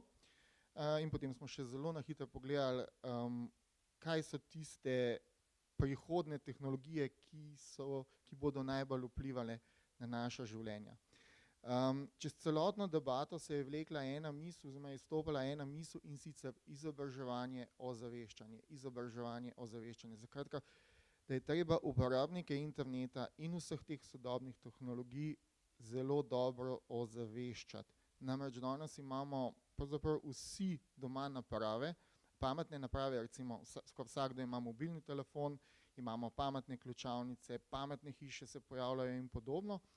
In vse te naprave se povezujejo v internetu, oziroma večji del se jih povezuje. Pri tem pa prihaja do ene zelo pomembne težave in sicer zaščite teh naprav oziroma varnosti, ki je vgrajena v te naprave. In izpostavljen je bil en primer, ko recimo vdor v kamere nekih igrač je sprožil napad DDoS, se pravi Distributed Denial of Service. Glaven problem pri tem je to, da se proizvajalci teh pametnih naprav ne zavedajo oziroma ne razmišljajo o vključevanju varnostnih elementov oziroma na to pozabljajo. Drug vidik je pa vidik uporabnikov, ki se ne zavedajo tveganj, s katerimi se srečujejo na internetu in pa pri uporabi teh naprav. in se ne seznanijo, kako te naprave delujejo. Namreč ta vidik seznanjanja z napravami, z njihovim delovanjem nas lahko pripelje tudi do tega, da razumemo, kakšna so tveganja in na kaj moramo paziti. Ne.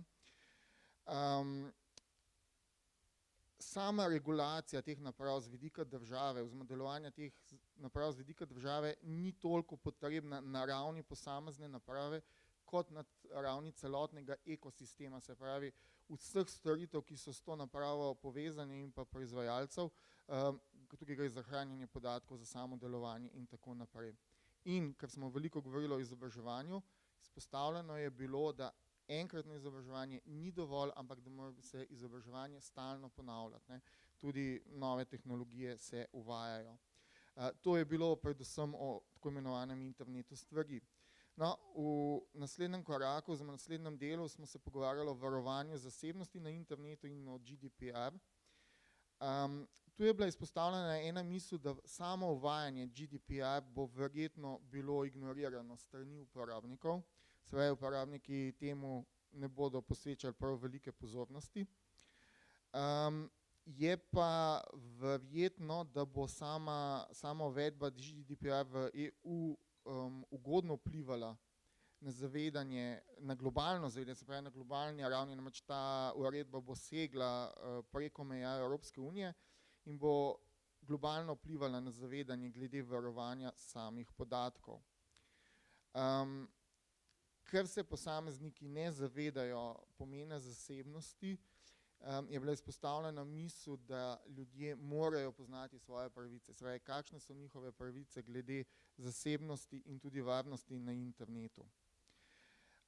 Potem je bilo še nekaj malega povedano o zaščiti pred pretiranimi zahtevami države po regulaciji in dostopu do osebnih podatkov. Zdaj, tukaj je bila glavna vprašanje bilo, kako se zaščititi, ne, pred pretiranimi apetiti države, ne, se pravi, da država ne bi pretirano vdirala recimo našo zasebnost. Zdaj, tu je bila izpostavljena misel, da državljani se ne zanimajo za te zadeve, se ne zanimajo za varovanje osebnih podatkov, dokler se to ne začne tikati osebno njih, ne, se pravi vsakega posameznika. Zdaj, kako se lahko, bom rekel, nekako postavimo nasproti države, iz publike je prišla ena zelo zanimiva misel, oziroma en zelo zanimiv predlog, da se je treba o teh zadevah, ne, ki jih država želi uvajati, pogovarjati, se organizirati in potem komunicirati nazaj z državo, preko sredstev javnega obveščanja, z javnimi pogovori, različnimi dogodki in podobno. No, zadevo smo pa zaključili z enim takim futurističnim vprašanjem, ne, katere izmed tehnologij, ki temelji na osebnih podatkih, bo v prihodnjih letih najbolj bistveno krojila naša vsakdanja življenja, ne, in tu sta bile dve tehnologiji izpostavljeni. Ena je bila, se pravi, umetna inteligenca, druga pa je bilo te naprave z audio prepoznavanjem in potem, ne vem, audio iskanje po internetu in tako dalje. In s tem smo zaključili. Dušan, izvoli. Jaz se vsem zahvaljujem za udeležbo, za odlične razprave, tudi dobre panele. Zdaj, potrudili smo se, da bi sprožili čim več dobrih razprav, prišli do čim več dobrih zaključkov. Te zaključke bomo predstavili v poročilu in nekatere posredovali tudi mednarodnemu, oziroma pač vse, odvisno od sklopa, ki bo tam predstavljen, mednarodnemu forumu o upravljanju interneta, ki bo decembra v Ženevi. Delo bomo nadaljevali prihodnje leto, to je nekako letno srečanje, ta slovenski internetni forum, oziroma forum o upravljanju interneta. Tisto, kar je pa zdaj pomembno, naslednji korak, tukaj pa bi povabil Sorino, da predstavimo naše, pa mogoče potem Andrejo, da predstavimo naslednje korake. Ne, lahko se tukaj.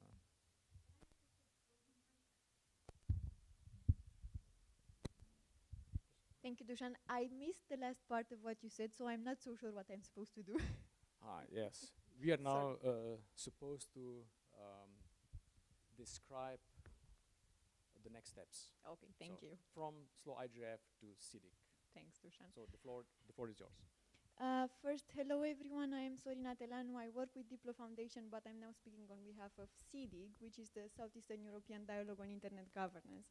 Before I do what Dusan asked me to do, let me ask you a question. How many of you know what CDIG is or have heard about it before this meeting? 1, 2, 3. Okay. Yeah, not you.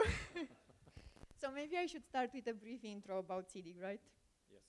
I'll try to be as brief as possible, and meanwhile, I have a slide showing some numbers, if someone can put those up. Yeah, can you go and just, there is a single presentation there, and one slide. So CDIG, Southeastern European Dialogue on Internet Governance, is an IGF initiative for what we call Southeastern Europe and the neighboring area. Now, don't ask me which are the countries, because I don't have a list of countries. It is a flexible concept, as Jan says, so whoever feels part of this extended region, they are welcome to join. We had 3 meetings. Our first meeting was in 2015. Our third meeting was this year in Macedonia in May. And now, right now, at your Slovenian IGF, we are starting planning the next meeting, which will be held, and thank you for this, in Slovenia next year, probably in May. So the 4th annual meeting of CDIG will be held here. And what does it mean? It means that the regional community, the internet community, will come together and discuss about issues that are important for them as a regional community. So things that you have discussed here might be of interest for the broader community, or they might have some other issues as well. Now, we can show only this, and I'll talk a bit about what it means. So this is CDIG in numbers. We have used this as our meeting earlier this year, and we think this shows better what CDIG is and how it has grown over the past 3 years. I have told you already that we had 3 annual meetings, but CDIG is a bit more than just an annual meeting. So we don't just bring the community together once every year. We have what we call intersessional activities. And one of those intersessional activities is a thing you might have found in your tote bags. We call it the monthly summary of developments, internet-related developments in our region.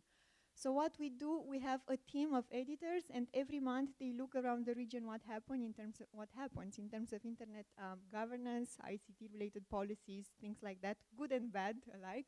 And we publish them at the end of each month. We hope this helps strengthen the community, sharing good or bad practices and learning from each other, basically.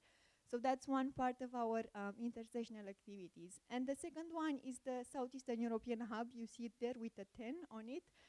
Every month we also meet online and discuss these developments. It's a simple Adobe or WebEx meeting. People from around the region come together and discuss some of the developments which are in the summary, but also sharing a bit more of what's happening in their country. So we also meet in these monthly meetings. What else? The number of summaries we have published so far, it's 11. Everything is or should soon be available on our website, which is cdig.net. We had some, security issues, but it should be back alive soon, and you can find everything there. We have a quite impressive number of supporting organizations. You see 16 there. We have ICANN as one of our supporting organizations, the Internet Society, Frederic was here. Others, the European Commission, the Council of Europe, and other regional and international internet-related organizations, the Global IGF, Eurodig, RIPE, and so on.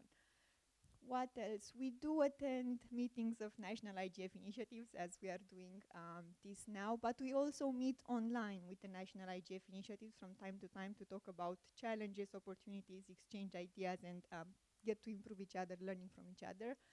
We do surveys as well. We did a survey last year on internet governance, how it is perceived in the region. The results are online. It's quite impressive to see how the community in our region actually sees internet governance. Some results are funny, so I kindly invite you to go and see them. And we did another survey this year on IDNs. Now, you know what IDNs are, right? I don't have to do this, please. Internationalized domain names. So that's what we also did this year, because we had a session on it in Ohrid in Macedonia. And in short, that's basically CDIG. So CDIG is an IGF initiative for Southeastern Europe and the neighboring area. It has an annual meeting, but it also has intersessional activities. In terms of also planning the next year meeting, we have an open call for topics. So when we say that we plan the meeting, it's not me and Sasha, my colleagues, and some other colleagues in the core team, which we call executive committee, planning the meeting, but it is the community. So we have an open call for issues, which has been opened, I think, a couple of weeks ago, and will stay open until the end of December. So you have 2 months to think about issues that you would like us to discuss here in Slovenia next year. Everything internet related. And when we say we ask for issues, we don't ask for an elaborated proposal, 2 pages of, I don't know, things, just a simple sentence saying, I want to talk about privacy and security, right, the last session. Put that online and we will put things together, and then based on how many proposals on a specific topic we get, we will be organizing sessions. And actually it will be you, the community, organizing them, because again, it is not only us putting things together. So in short, this is it about CDIG. I really hope to see you all next year at our meeting. But meanwhile, try to get engaged with our community as well. Building from your national IGF, congratulations for it now, and going a bit higher to the Southeastern European Dialogue on Internet Governance, the EuroDig, and the Global IGF, as Dusan has already said. And with this, if you have any questions about our work, I would be glad to answer them. I think I have spoken a bit too much and too fast, so please. No questions. Will I see you next year at CDIG? And you will bring friends and family? Thank you. Torej, še enkrat se zahvaljujem vsem udeležencem in ekipi, ki je pomagala organizirati današnje srečanje. To je usmerjevalni odbor, obema organizatorjema, Inštitutu Digitas in Arnesu. In sedaj vas seveda vabim na pogostitev, da nadaljujemo debato in se pogovorimo o naslednjih srečanjih in delovanju.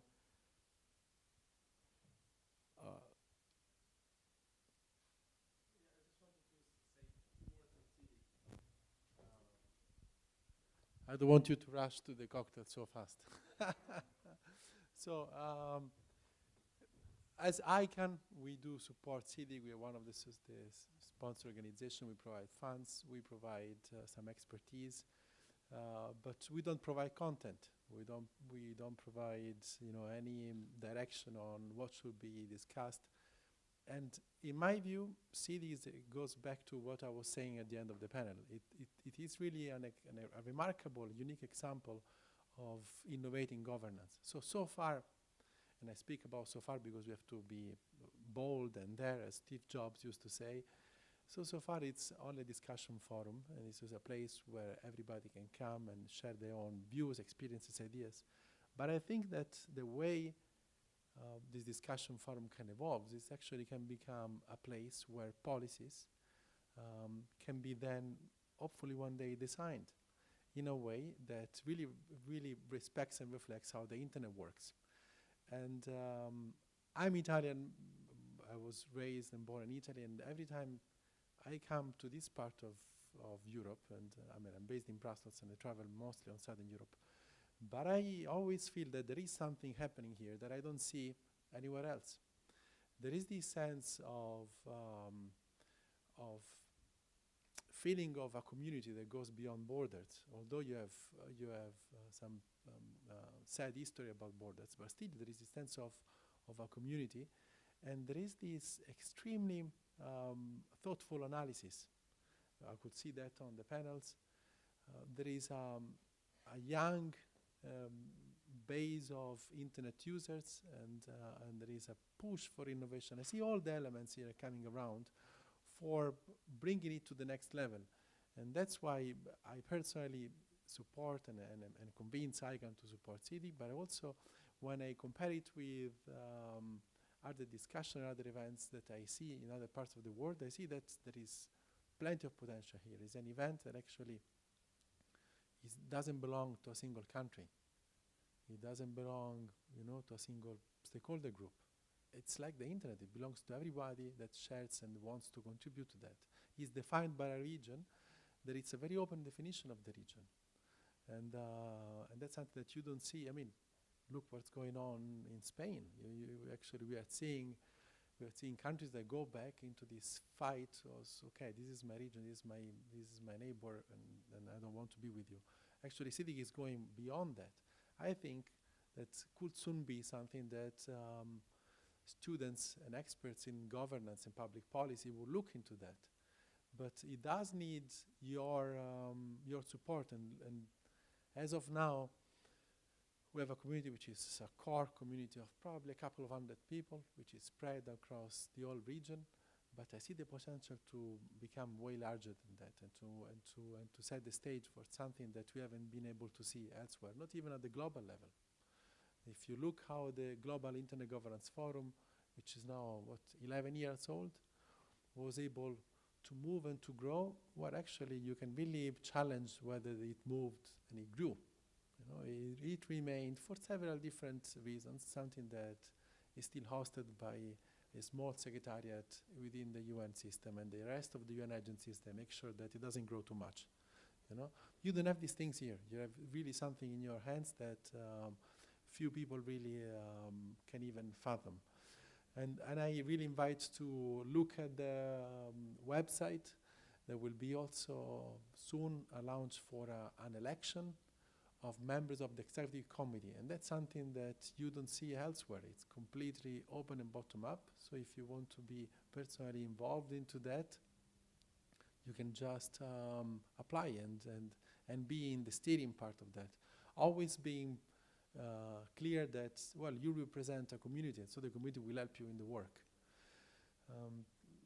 I always speak about community. It makes me laugh because in Italian, when you say go to the community, it's usually either you are an alcoholist or a drug addicted, and so you go to this place as well.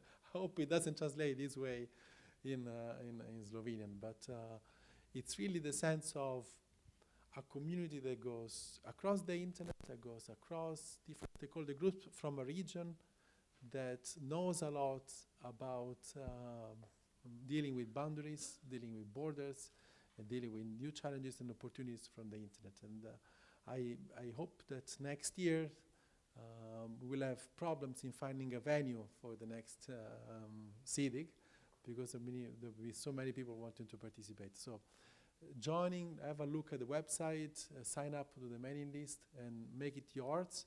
And you have something truly remarkable. You will see that. Thank you. Ja, še nekaj malenkosti, ki so pa ključne. Zahvalil bi se predsedniku Državnega zbora. Zdaj, zakaj smo ga dobili sem, je v bistvu dolga zgodba, ampak tisto, kar je pomembno, je, da je predsednik prepoznal vrednost tega procesa večdeležniškega sodelovanja in ga je tudi s tem počastil z njegovim obiskom danes in z njegovim govorom, kar je zelo pomembno. Tudi to, da je CIDIC, da bo CIDIC drugo leto v Sloveniji, del neke širše zgodbe, ki jo je ta odbor, izvršni odbor CIDIC-a skupaj s Slovenskim usmerjevalnim odborom pripravil.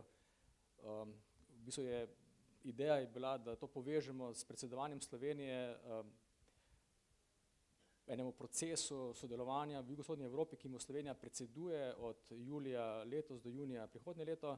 In če bo uspelo, Sorina je rekla, da bi bil CIDIC maja, super bi bilo, če bi bil aprila, ker potem lahko zgodbo zares povežemo in tudi mogoče damo nek nov zagon v bistvu te internetne skupnosti. In zdaj Andrea je govoril o zgodbah in te zgodbe v bistvu kreiramo in to je zelo pomembno. Ne samo, da ustvarjamo skupnost, da razpravljamo o teh temah, ampak tudi, da predstavljamo malo širše zgodbe in zato je ta regija pomembna, ker tukaj vse te zgodbe v resnici kreirajo. Tako da vas še enkrat vabim k sodelovanju v SloIGF-u, na CIDIC-u in da nadaljujemo razpravo v preddverju dvorane. Hvala lepa za udeležbo. In še na koncu, zahvaljujem se tolmački in tehnični ekipi in osebi iz hotela za podporo dogodkov.